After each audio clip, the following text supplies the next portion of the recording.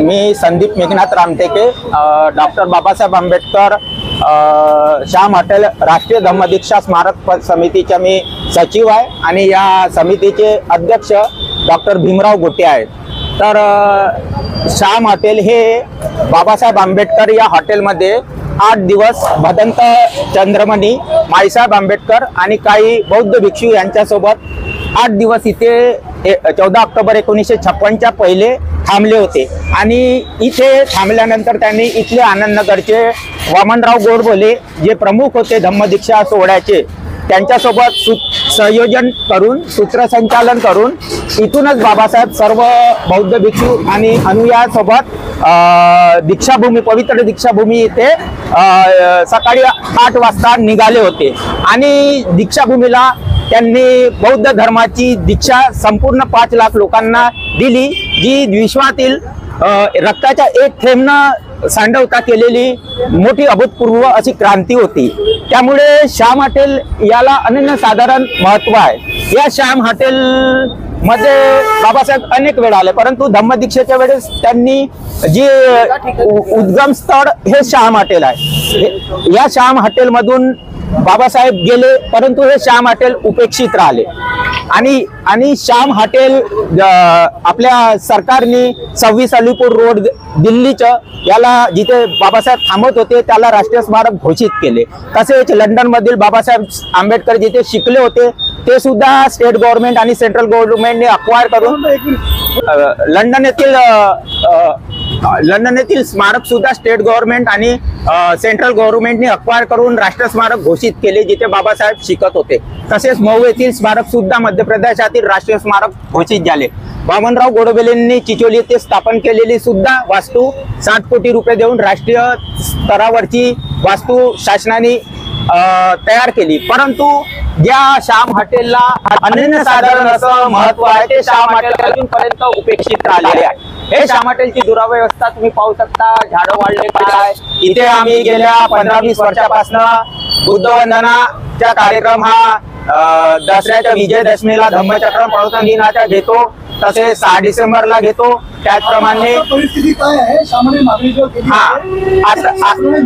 आता आम्ही पाठपुरावा या प्रश्नाचा करत असताना शासनाने ठराव पारित केला आणि श्याम हॉटेलला राष्ट्रीय स्मारक घोषित करून 10-12 वर्षे झाली NMC मधनं। त्यानंतर स्टेट गव्हर्नमेंटने या राष्ट्रीय स्मारकासाठी 77 कोटीचा निधी 2च वर्षा अगोदर सँक्शन केला आणि त्याला एक लाईट अँड साऊंड शो, बाबासाहेबांची मूर्ती, तसेच अनुसंधान केंद्र, रिसर्च सेंटर बुद्धिस्ट, त्याचप्रमाणे असं कॉन्फरन्स हॉल, तसेच बाजूची जी आनंद टाकीची जागा आहे त्याला एकत्र मिळवून तिथे वामनराव गोडबोले ऑडिटोरियम आणि इंटरनॅशनल प्लस नॅशनल भिंकू यांच्यासाठी एक राहण्याची व्यवस्था, असं म्हणजे हे श्याम हॉटेलला सेंट्रलाइज बर्डीमध्ये असताना सेंट्रलाइज बुद्धिस्ट सेंटर हे जगातलं आणि देशातलं करावं असा प्रस्ताव मंजूर केला। इथे 20 माळ्याची बिल्डिंग, बाजूला 20 माळ्यांची बिल्डिंग असं आता जे कार्य प्रलंबित आहे ते स्टेट गव्हर्नमेंट आणि सेंट्रल गव्हर्नमेंटच्या अखत्यारीत आलाय।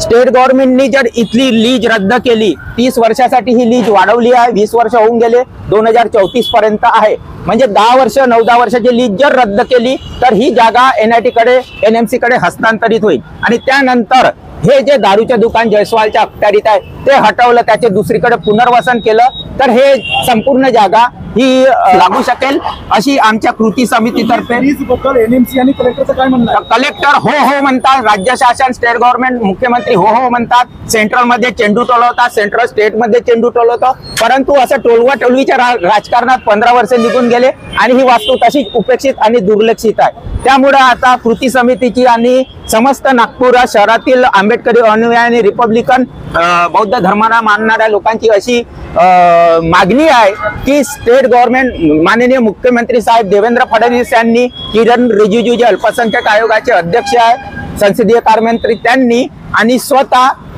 सन्माननीय खासदार नितीनजी गडकरी यांनी इथे लक्ष देऊन हा प्रश्न लवकरात लवकर स्टेट मुख्यमंत्री आणि अन्वयाने लवकरात लवकर सोडवावा आणि ही वास्तू जी राष्ट्रीय स्मारक घोषित झाली, पैसे आले, तर ही राष्ट्रीय स्मारक लवकरात लवकर राष्ट्रीय स्तरावर व्हावे आणि इथनं भारताच्या बाबासाहेबांचा जो संकल्प होता संपूर्ण भारत बुद्धमय करील, तर इथनं ते कार्य व्यवस्थित मार्गी लागावं अशीच आमची आणि समस्त आंबेडकर आणि बौद्ध यांची मागणी आहे. आणि त्याच्यासाठी ही आमची कृती समिती, मी संदीप रामटेके आणि भीमराव जिगोटे जे अध्यक्ष, मी सचिव आहे, अशी समस्त लोकांतर्फे मागणी आपल्या माध्यमातून, डिजिटल माध्यमातून सरकार दरबारी मांडत आहे आणि सरकारने ती करावी अशी आमची मागणी आहे आणि ही लवकरात लवकर व्हावं असं आम्हाला वाटतं. मी डॉक्टर भीमराव गोटे, रिटायर्ड प्रोफेसर.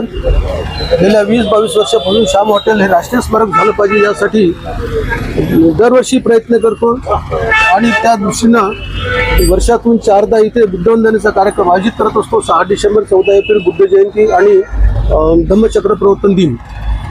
याची सगळी प्रोसेस जवळपास कंप्लीट झालेली आहे. 30 एप्रिल 2012 रोजी नागपूर महानगरपालिकेनं जनरल बॉडी मीटिंगमध्ये एक ठराव पारित केला आणि हे स्मारक झालं पाहिजे अशा प्रकारचा प्रस्ताव पास करून स्टेट गव्हर्नमेंटला त्यावेळी पाठवला होता. त्यावेळेस तिकडे समाज कल्याण मंत्री शिवाजीराव मोघे होते आणि त्यांनी सांगितलं होतं की या संबंधी काहीतरी कोर्टामध्ये केस चालू आहे. तुम्ही त्या कोर्टच्या केस संबंधीची माहिती काढली, परंतु कोर्टात केस टाकणारे जे अलंकार टॉकीजवाले जे म्हैसकर होते ते आता मरण पावलेले आहेत आणि ती केस सुद्धा आता खारिज झालेली आहे. परंतु त्याच्या पुढे नंतर प्रक्रिया सुरू राहिली आणि वेळोवेळी या प्रक्रियेतून अनेकदा निवेदनं देण्यात आली, अनेकदा कॉर्पोरेशननी संबंधित अधिकाऱ्यांनी निर्णय घेतले. सोशल वेलफेअर डिपार्टमेंट असेल किंवा हेरिटेज डिपार्टमेंट असेल, NMC आहे किंवा NIT आहे, या सगळ्याकडून प्रोसेसमधून पत्रव्यवहार इकडून तिकडे तिकडून इकडे असा कायमचा झालेला आहे आणि हे सगळे प्रस्ताव पारित झालेले आहे आणि त्याचा प्रोजेक्ट रिपोर्ट सुद्धा तयार झालेला आहे. हा प्रोजेक्ट रिपोर्ट 77 करोड 78 करोडच्या जवळपास तो प्रोजेक्ट आहे आणि हा निधी सुद्धा पडून आहे. तर हा निधी का बरं खर्च होत नाही किंवा याची प्रत्यक्ष अंमलबजावणीची प्रक्रिया सुरू का होत नाही, तर याला कारण असं की नागपूर महानगरपालिकेनं 2009 मध्ये ही जी ऐतिहासिक वास्तू आहे ही वास्तू लीजवर दिलेली आहे. ती 30 वर्षासाठी आहे, 2034 पर्यंत, म्हणजे 2004 पासून ते 2034 पर्यंत. हे लीज जोपर्यंत कॅन्सल केलं जात नाही, त्याची प्रक्रिया सुरू होत नाही, तोपर्यंत निधी किती उपलब्ध केला आणि किती प्रोजेक्ट रिपोर्ट तयार केले तरी त्याचा काही उपयोग नाही आहे. म्हणून सगळं काही जे काही काम अडलेलं आहे ते फक्त कॉर्पोरेशनचे जे आयुक्त आहेत त्यांनी लीज कॅन्सल करण्याच्या संबंधीची प्रक्रिया सुरू करायला हवी. उगीच कुठल्याही अधिकाऱ्याचं, कुठल्याही डिपार्टमेंटचं, कुठल्याही मंत्र्याचं नाव सांगून अशा प्रकारची टाळाटाळ करून टाइमपास करण्यात काही अर्थ नाही आहे. खरं म्हणजे हे स्मारक झालं पाहिजे अशा प्रकारची मागणी त्या नागपूर शहरातील आणि संपूर्ण भारतातून येत आहे, परंतु याबद्दल अशा प्रकारची कारवाई प्रत्यक्ष होत नाही. यापूर्वी अनेक प्रकारचे ते स्मारक झाले आहेत, अनेक प्रकारचा करोडो रुपयाचा खर्च झालेला आहे, परंतु बाबासाहेब आंबेडकरांच्या नावाने जे स्मारक व्हायला पाहिजे होतं 7 डिसेंबर रोजी त्यावेळेचे मध्य प्रांताचे मुख्यमंत्री पंडित रविशंकर शुक्ल होते, त्यांनी घोषणा केली होती की इथे बाबासाहेबांच्या नावाने एक स्मारक होईल. त्यानंतर 1991 मध्ये जन्मशताब्दीच्या वर्षामध्ये प्राईम मिनिस्टर होते VP सिंग, त्यांनी सुद्धा जाहीर केलं होतं की नागपूर शहरामध्ये स्मारक व्हायला पाहिजे. त्यानंतरही अनेकदा अशा प्रकारचे प्रस्ताव आले, अनेक प्रकारचे आहेत. आणि दुसरी गोष्ट महत्वाची म्हणजे की हे स्मारक, काही लोक असं म्हणतात की बाबासाहेब इथे थांबले होते. हो, थांबले होते. दिनांक 11 ऑक्टोबर ते 18 ऑक्टोबर पर्यंत 8 दिवस या श्याम हॉटेलमध्ये ते थांबलेले होते. त्यांच्यासोबत गुरु चंद्रमणी होते, त्यांच्यासोबत इतर भंतेजी होते, मोठमोठे नेते होते आणि अशा प्रकारे या वास्तूचं ऐतिहासिक महत्व आहे, म्हणून ते स्मारक झालं पाहिजे. इतकंच नव्हे तर सर्वात महत्वाची गोष्ट म्हणजे 14 ऑक्टोबर 1956 रोजी दीक्षाभूमीवरती बाबासाहेबांनी लाखो अनुयायांना दीक्षा दिली. परंतु दुसऱ्या दिवशी म्हणजे 15 ऑक्टोबरला कर्नाटकमधील काही लोक इथे आलेले आहेत. त्यांनी आग्रह धरला होता की आम्हाला बाबासाहेबांच्या हस्ते दीक्षा घ्यायची आहे, आम्हाला जर दीक्षा बाबासाहेबांच्या हस्ते मिळणार नसेल तर आम्ही परत जाणार नाही, इथे अन्न पाण्याचा त्याग करू, अशा प्रकारचा आग्रह धरला. त्यामुळे बाबासाहेब आंबेडकरांनी इथेच दुपारच्या वेळी इथे बुद्धाची मूर्ती मागवून याच हॉटेलमध्ये त्यांनी धम्म दीक्षा दिलेली आहे.